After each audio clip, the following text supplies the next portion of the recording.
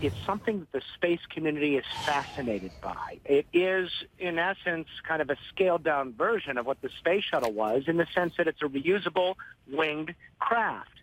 But it's obviously very different because the space shuttle could go to orbit for no more than about 2 weeks, maybe 16, 17 days.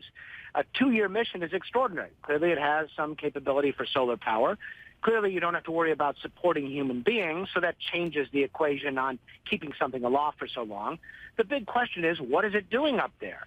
Given the length of the mission, a lot of people are suggesting that it probably is something the Air Force is interested in using to create easily changeable, sort of modular, if you will, spy satellites. So spying seems to be the more logical conclusion in this case.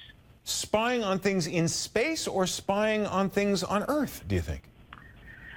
They're interested in what's going on Earth. And if you think about it, if you have a particular conflict in a particular place, you may or may not have resources in orbit already that are capable of getting the imagery that you want at that given moment. If you had a vehicle that you could launch quickly with sensors of various types, depending on what your situation is, that you could put in an ideal orbit to match a concern or a conflict, this would be something that perhaps the Air Force is interested in. Some people are thinking maybe it's a weapon, a space bomber. You know, I'm kind of skeptical of the space bomber idea. We have plenty of ways of delivering weaponry without having to go to this length to have a reusable craft that comes back. I mean, after all, we have ICBMs that can do awful things without having to use a reusable craft. You know, I think it's worth remembering that the space shuttle back in the 70s was originally designed, excuse me, as a partnership between the Pentagon and NASA.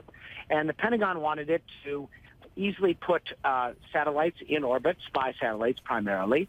And, of course, NASA had other reasons to have it as well. But the shuttle retired, the Air Force kind of picked up the ball in this realm of reusable spacecraft and is trying to keep the flame alive on this capability.